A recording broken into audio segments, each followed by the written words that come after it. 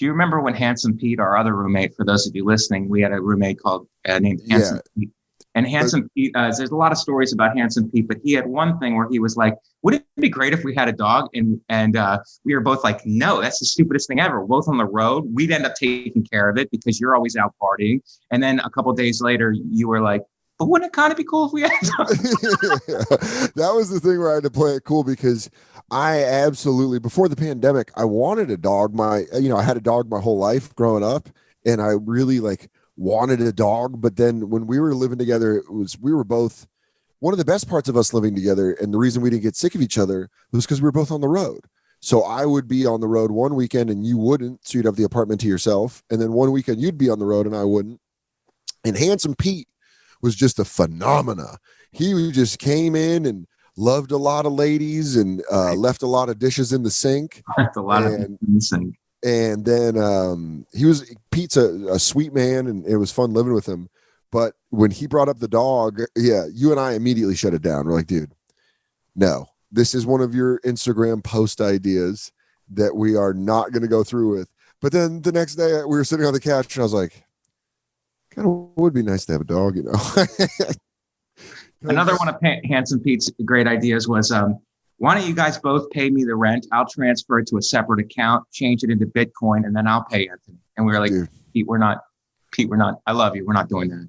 That got so weird he got me. This is how gullible I am. He got me. Vecchione wouldn't do it. But Handsome Pete, our roommate, was like, hey, so you'll give me, I paid the lease. I lived in a windowless room. I lived in what is now a closet in the apartment, but I lived in that room for a good 8 years. And I would pay Pete cash and he would pay. And then immediately Anthony was like, his check bounced. And I was like, oh shit. All right. Well, that's weird. And then the second month he's like, Dan, his check bounced again. I can't be taking checks from this guy. Our roommate, our landlord, Anthony, is like, dude, he's the fucking man. I mean, he's not that great of a landlord, but he's the man. He's a terrible landlord, but he's the man. And I just remember him calling me and being like, Dan, I can't take any more checks from this guy. That's 2 in a row. You got to understand where I'm coming from. You got to tell him, you want to pay the check, that's fine. And then that's when I was like, Pete, now you got to give me the cash. And then there'd be months because I was drinking where I'd just be like, hey, did you pay me rent this month? And he'd be like, yeah. And I'd be like, I don't feel like you did. And he'd be like, no, I paid your rent.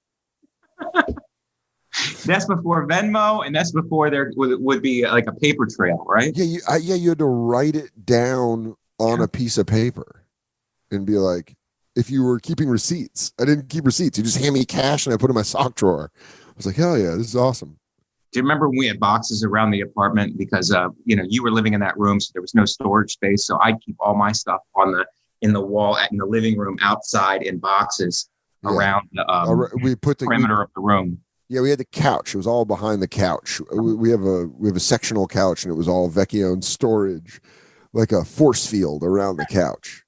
And then Handsome Pete was like, let's get a storage unit. And I was like, I'm not doing that.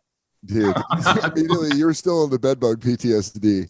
So he was like, you're like, did you check this place for bed bugs? And Pete's like, it's pretty chill, dude. I just put it in this box. I leave it outside. And then they storage it for me. And then you were just not having it, which is when Pete moved out. We used my room as the closet. Right. We had to put that all in storage. And made the apartment much larger. I'm going to say a word in regards to Handsome Pete, and I want your reaction, Dan. Okay. Synergy, dude. Still don't know what it means. How did we come up with that word? Did he say it or did we? He said it. Yeah. I just help companies synergize. That's what it was.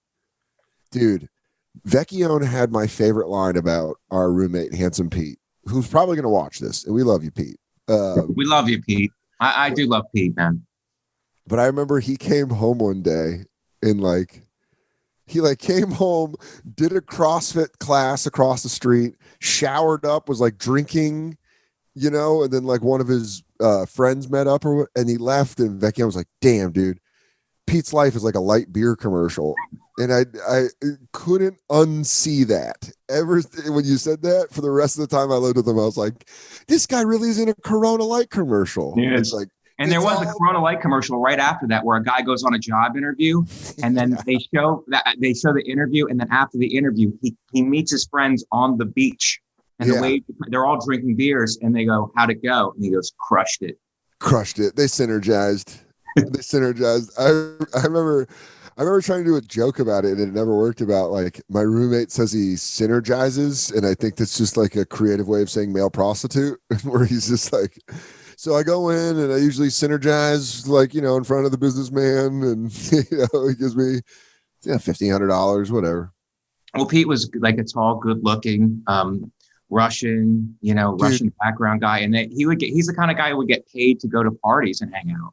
Dude, they would reach out to him and they'd be like, hey, do you want to come eat with these 4 ladies and we'll pay for your food and give you money? And I'm like, I think around the same time I was like, dude, I'm doing check spots for sliders at the Laugh Factory.